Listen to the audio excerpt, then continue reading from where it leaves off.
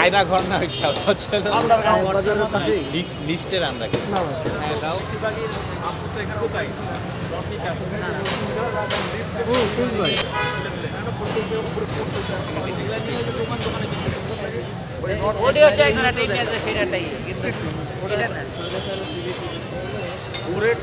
আপনি দেখেন ওই একটা রড কাটে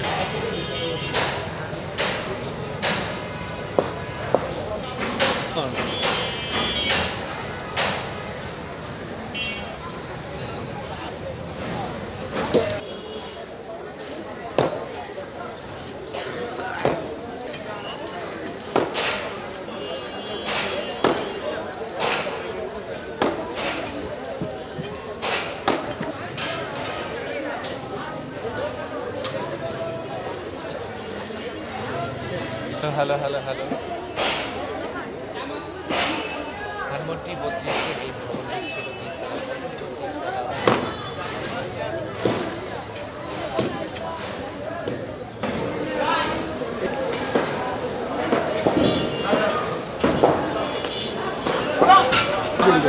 এটা বুঝা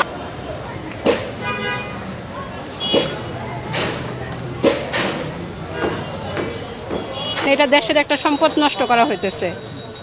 এটা অন্য যে কোনো একটা দরকারে আছে না, আপনার গভর্নমেন্টের অনেক দরকারি অনেক প্রতিষ্ঠানে দরকার, সেই হিসাবে এটা ব্যবহার করলে খুব ভালো হতো। দেশের সম্পদ এটা নষ্ট করা ঠিক না।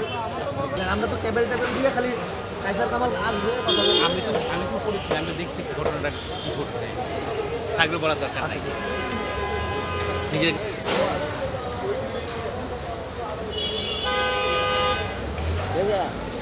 কালকে তোমার বাবিরে উড়াই দিলাম,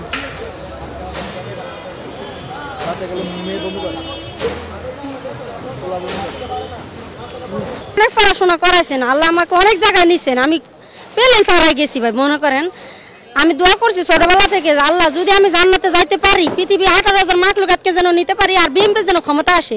20 বছর পর আল্লাহ দোয়া করছে ভাই, বিএমপি এই যে ক্ষমতা আসলো এই জন্য পতাকা উড়াইছি। আমার মনে ফিলিংস, মানে এটা নিয়ে ফিলিংস আর কি, মানে আমি এত খুশি হয়েছি ভাই, এত খুশি, আমার মতো পৃথিবীর কেউ খুশি হয় না আমি মনে করি, এই যে বিএমপি ক্ষমতা আসছে এই জন্য। আর আরেকটা কথা বলতে চাই ভাই, যে আসুক ক্ষমতা, এখন যে আসুক, বিএমপি আসুক কিংবা জামাত ইসলাম আসুক, চরমন আর পীর আসুক, আমি মনে করি যে আসুক ভাই, পৃথিবীটাকে যেন সুন্দরভাবে শাসন করে। আর মেয়েরা ঘরে থাকার জিনিস, মেয়েরা যেন পর্দার অন্তরালে বের না হয়। আমি 24 বছর বয়সে যে এখন পর্দায় মুখ খুললাম আর কি, আমি বলতে চাই মেয়েদের উদ্দেশ্যে বলতে চাই, মেয়েরা হচ্ছে ঘরে থাকার জিনিস, মেয়েরা স্বামীরকে খেজমত করবে ভাই। আল্লাহ রাসূল সাল্লাল্লাহু আলাইহি ওয়াসাল্লাম বলছেন, আমি যদি আল্লাহ ব্যতীত কাউকে সেজদা করতে বলতাম, তাহলে আমি বলতাম মেয়েদেরকে তুমি তোমার স্বামীর পেয়ে সেজদা করো। তাহলে স্বামীর স্থানটা কত উপরে নিয়ে গেছে আল্লাহ রাব্বুল আলামিন, সুবহানাল্লাহ।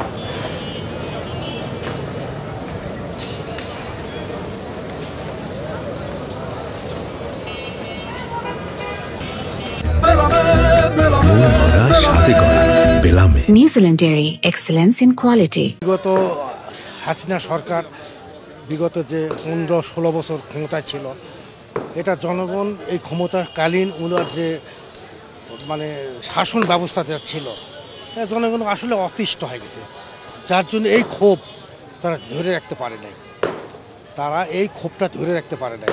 যেমন ধরেন যে গণতান্ত্রিক বিষয়টাকে তুলে ধরা হয়, ইলেকশনটা ছিলই না, মানে স্বতঃস্ফূর্তভাবে নির্বাচনে যাইতে পারতো না, রাতের আধারে ভোট হয়ে পাশ করতে ক্ষমতা গেছে। এরা তো প্রথম শর্তটাই এরা তো মেনে নেওয়া যায় না একটা গণতান্ত্রিক দেশে। এছাড়া বিগত সরকার ক্ষমতা থাকাকালীন তাদের বিরুদ্ধে কোনো কথা বলা যাইতো না, বলা গেলে ঘুমের একটা ভয় থাকতো, লাশ হওয়ার ভয় থাকতো, এইরকম একটা বিষয় ছিল। এটাই হলো আসল কারণ, ক্ষোভের বহিঃপ্রকাশ, ক্ষমতার অপব্যবহার যেটা ছিল।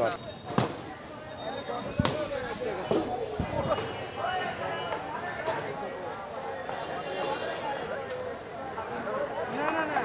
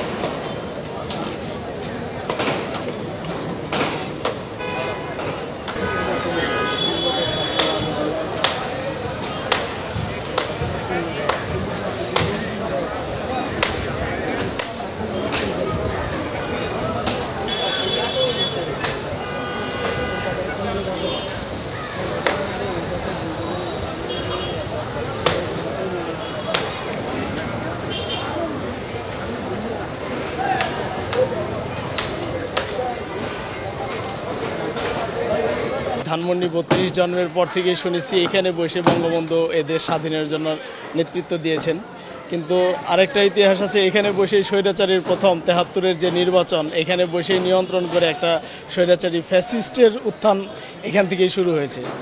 ৭৫ পরবর্তীতে তার মেয়ে আবার ২০০৮ সালে একটা নির্বাচনের মাধ্যমে ক্ষমতায় এসে পরবর্তীতে পরপর ৩টা নির্বাচন যেটা দিয়েছে, এদেশের মানুষের উপরে পেতেত্তার মতো তারা ভর করেছিল।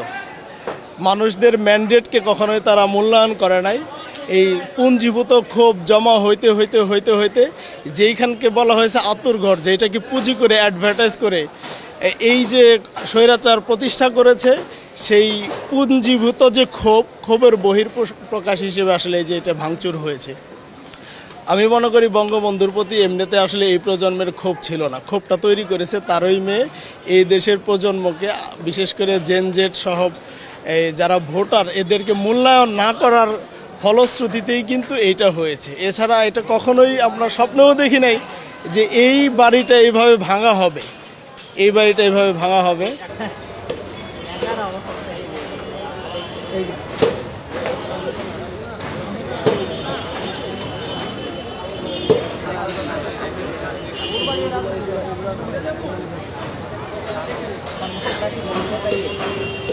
মনে তো হয় মানে আনুষ্ঠানিকভাবে ভাঙচুর বন্ধ আছে এখন।